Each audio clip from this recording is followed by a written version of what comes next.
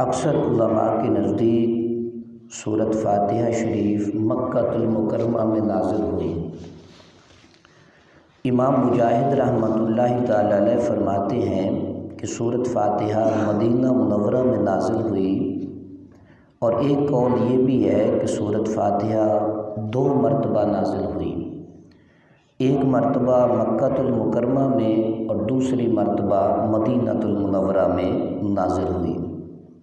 سورۃ فاتحہ شریف کے اندر 1 رکوع اور 7 آیتیں ہیں، اور اس سورت کے متعدد نام ہیں، اور ناموں کا زیادہ ہونا اس کی فضیلت اور اس کے شرف پر دلالت کرتا ہے۔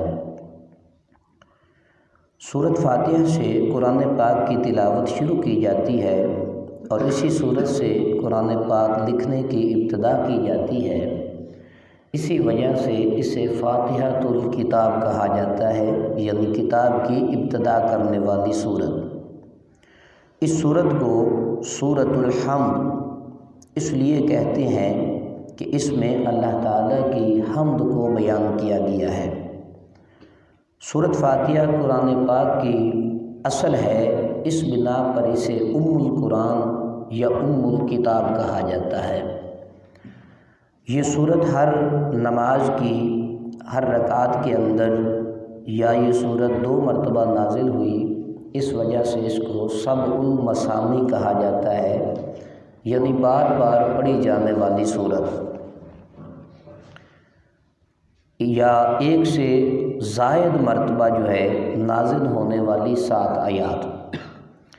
دین کے بنیادی امور کا جامع ہونے کی وجہ سے اس سورت کو سورۃ الکنز، سورۃ الوافیہ اور سورۃ الکافیہ کہا جاتا ہے۔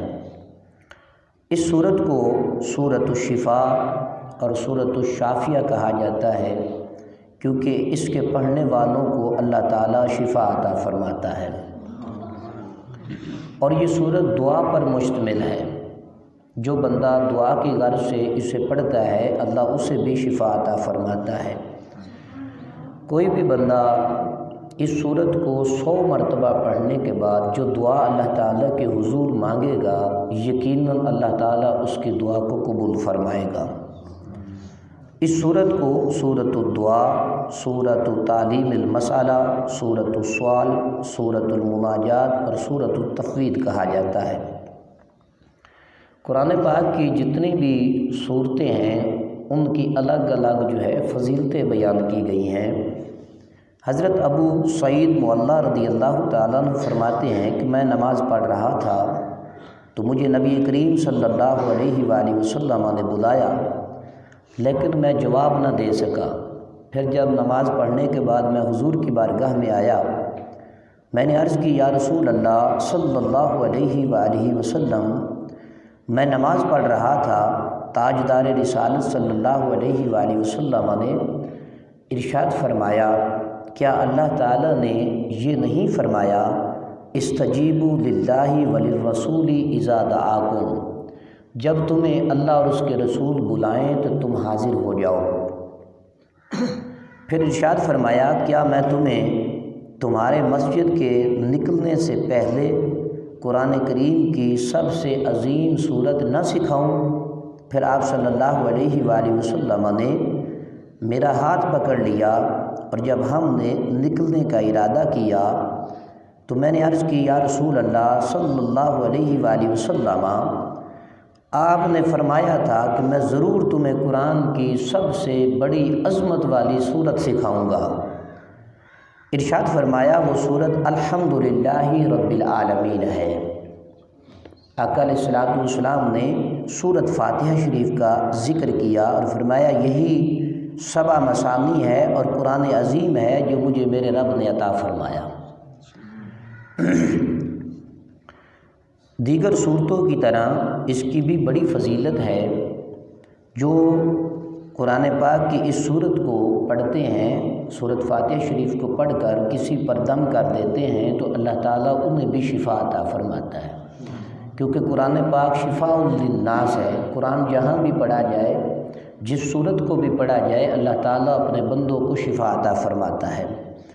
حضرت عبداللہ ابن عباس رضی اللہ تعالی عنہما فرماتے ہیں ایک فرشتہ آسمان سے نازل ہوا اور اس نے سید المرسلین صلی اللہ علیہ وآلہ وسلم کی بارگاہ میں سلام پیش کرنے کے بعد عرض کی یا رسول اللہ صلی اللہ علیہ وآلہ وسلم آپ کو ان دو نوروں کی بشارت ہو جو آپ کے علاوہ اور کسی نبی کو عطا نہیں کیے گئے، اور وہ دو نور یہ ہیں، ایک سورۃ فاتحہ شریف ہے، دوسرا سورۃ البقرہ شریف کی آخری آیات ہے آمن الرسول سے۔